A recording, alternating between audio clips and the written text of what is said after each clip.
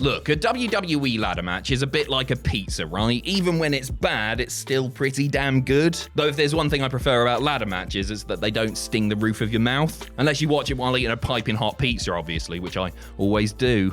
Anyway, as I was saying before you lot distracted me with delicious Italian food, WWE ladder matches are typically awesome spectacles that linger long in the memory. These are certainly not those. I'm Adam Pachisi from Cultaholic Wrestling, and these are the 10 worst WWE ladder matches.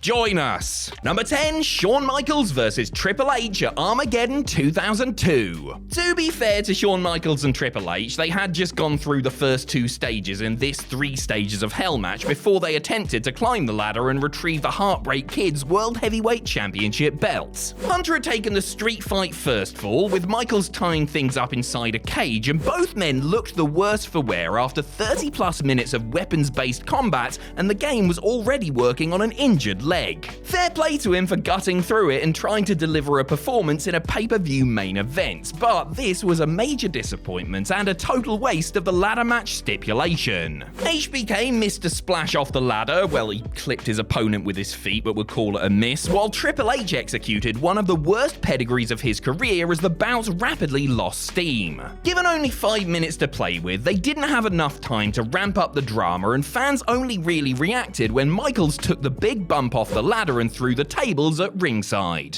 Number 9, the Women's Money in the Bank ladder match at Money in the Bank 2017. Kicking off the 2017 Money in the Bank pay-per-view was the first ever women's iteration of the titular multi-person ladder match. Much was made of the history-making occasion, with an extensive video package telling us how important this was within the scope of the wider women's revolution. Just keep that in mind, alright? Vying for the briefcase at a guaranteed SmackDown Women's Championship opportunity were Becky Lynch, Charlotte Flair, Natalya, Carmella, and Tamina. Plenty of talent on hand then, but unfortunately the match was at times sloppy and nonsensical, which I realise is par for the course with these sort of things, but this one felt more so. There were a couple of decent spots and 1 or 2 impressive looking big moves, but overall it wasn't the greatest of introductions for the Women's Money in the Bank match. And then there was the finish. Oh yeah, the finish, the most important part of the match, the bit everybody will remember afterwards. Well, it was won by a bloke. And not just any bloke, a bloke without a chin to speak of. Yes, James Bastard Ellsworth interfered on behalf of Carmella, taking out Lynch and retrieving the contract. Women's Revolution! Number 8, Rob Van Dam versus The Big Show on ECW. Rob Van Dam had already beaten The Big Show to earn a shot at Show's ECW title the week before, when Paul Heyman moved the goalposts and ordered RVD to do it all again, only this time in a ladder match. The world's largest athlete was in a bad way physically at the time, and it showed here as he lumbered slowly from one spot to the next. Speaking of which, there were admittedly a couple of novel ones, like Show trying to use the ladder to get the contract down pinata style, and the whole flipping Show did his best to move around for 2 people, but the champ was clearly suffering, and this match plodded along with very little drama or intensity. Also, I'm pretty sure Show couldn't actually climb the ladder due to his size, as he only made 1 token attempt to do so during the bout's 10-minute duration. The finish was a messy one too, as RVD took Show out of the ring over the top rope with a Hurricane Rana-like move, yet he was the one who took the brunt of the impact on landing. Number 7, Dexter Lumis versus The Miz on Raw. The years-long storyline between The Miz and Dexter Lumis, sorry, it was actually only a months-long storyline, it just felt like years, came to a conclusion in a winner-takes-all ladder match with 2 bags of money hanging in the balance. The 2010 Money in the Bank winner does have plenty of ladder match experience,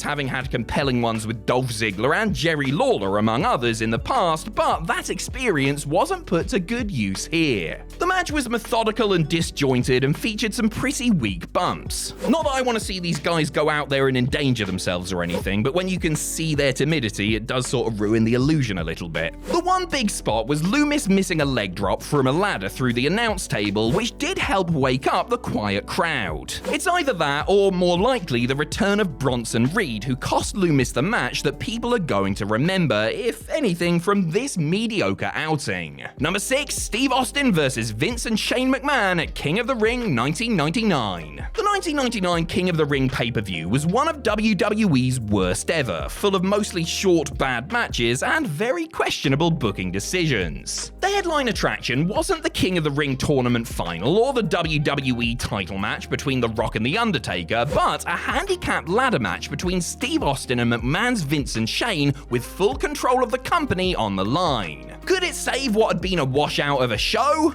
Well, it was the most entertaining match of the night, but that doesn't necessarily mean it was any good. Much of the bout revolved around the ways in which Stone Cold could dish out punishment to his enemies, which was entertaining to a point, but the match featured too many flat spots and stuff that just plain didn't work. The McMahons took their lumps, yes, and it was enjoyable overall, but it's not a good ladder match or anything. The finish was groan-inducing too, as Austin looked to have the match won when some mysterious member of the corporation fiddled with the wire holding the suspended briefcase, which ultimately allowed Shane to snatch it instead. Number 5, Triple H vs. Kevin Nash at TLC 2011. A feud that started between Kevin Nash and CM Punk somehow culminated with Big Sexy taking on the Cerebral Assassin in, of all things, a Sledgehammer ladder match at TLC 2011. The object of the match was to climb the ladder and retrieve the sledgehammer, after which you could presumably smash your opponent's brains in with it. Nash has gone on record expressing his bewilderment at WWE's decision to book him and his clique buddy in this specific type of match, given their well-documented mobility issues. I think they had about a quarter of a quad left between them, legally speaking. Despite the obvious limitations, the two warhorses did work hard and tried to tell a compelling story, mostly using the ladder as an offensive weapon. But honestly, old Vinny Vegas was showing his age here, and the action was slow. They built up to the finish well, with Triple H knocking Nash off a ladder and through a table before hitting a pedigree and battering him with the hammer for the win, but by that point, the match had been going on for 20 minutes, which felt about double that. Number 4, Mankind vs. the Big Boss Man on Raw. There had only been a few televised ladder matches in WWE history when Mankind and Big Boss Man clashed over the Hardcore title in one on the November 30th, 1998 episode of Monday Night Raw. The bar had been set high thanks to the efforts of Shawn Michaels and Razor Ramon, and then The Rock and Triple H. Given that this was a thrown-together TV match, it simply couldn't hope to reach those lofty heights, no pun intended. About as basic as any ladder match you're ever likely to see, they clobbered each other with the steel for a few minutes before Mrs. Foley's baby boy applied Mr. Socko, but not just any Mr. Socko, mind. This Mr. Socko was applied on top of the freaking ladder. Talk about extreme. That was the cue for the people's, nay, the corporate champion to hit the ring and turn the tide in favor of his corporation's stablemate. Really not much to see with this one, though it is somewhat refreshing to see Foley not take a life-threatening fall off a high place given the stipulation. Number 3, the Women's Money in the Bank ladder match at Money in the Bank 2021. After over a year performing behind closed doors due to the pandemic, save for a reduced capacity WrestleMania, WWE stars finally got the chance to do their thing in front of a full arena once again at Money in the Bank 2021. Tasked with opening the event and setting the tone were Alexa Bliss, Liv Morgan, Asuka, Natalya, Naomi, Tamina, Zelina Vega, and Nikki ASH. Regrettably, this Women's Money in the Bank ladder match was far and away the weakest of the night, not to mention one of the poorest Money in the Bank matches featuring the women since they became a thing in 2017. This was just not a good showcase for the talent in the ring, with a lot of awkward, badly timed, or otherwise blown spots. Simply put, it was a car crash, and not in an entertaining way like these things can be. Plus, you had spooky Alexa Bliss using hypnosis on Zelina, which is the sort of thing to make you question your fandom, your career,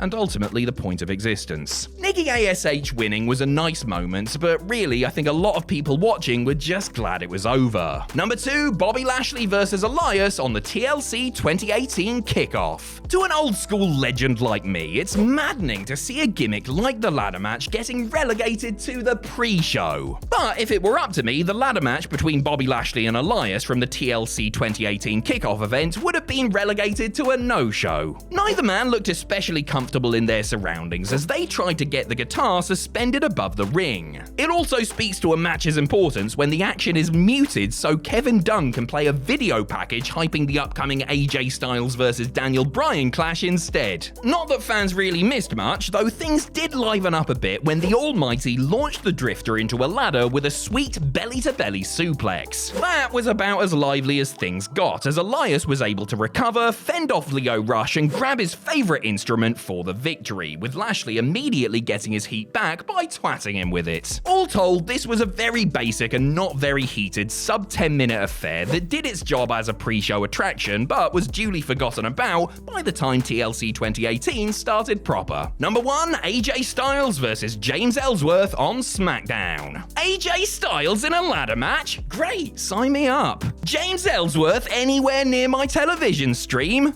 No, go away. The phenomenal one was WWE Champion here and had already lost to Ellsworth twice previously, with more than a little help from rival Dean Ambrose. You would think that AJ would be due a W, but you would be wrong, wouldn't you, you idealistic mug? Ellsworth was sporting a neck brace and was quickly beaten up by the champ, who placed him under a ladder and began to climb when that wacky lunatic fringe entered the equation. Styles managed to fend him off and take back control, but Ellsworth recovered and pushed him off a ladder, with AJ taking a scary-looking fall over the top rope, which could have been way worse than it ended up being. Ellsworth then caught Styles coming back into the ring with a super kick, with AJ's foot getting caught in the rope as he fell, as the Chinless Wonder secured a SmackDown contract. More of an angle than a match, I suppose, but that doesn't mean I have to like it, and if Mr. Ellsworth has a problem with that, I'd be happy to introduce my fist to his chin.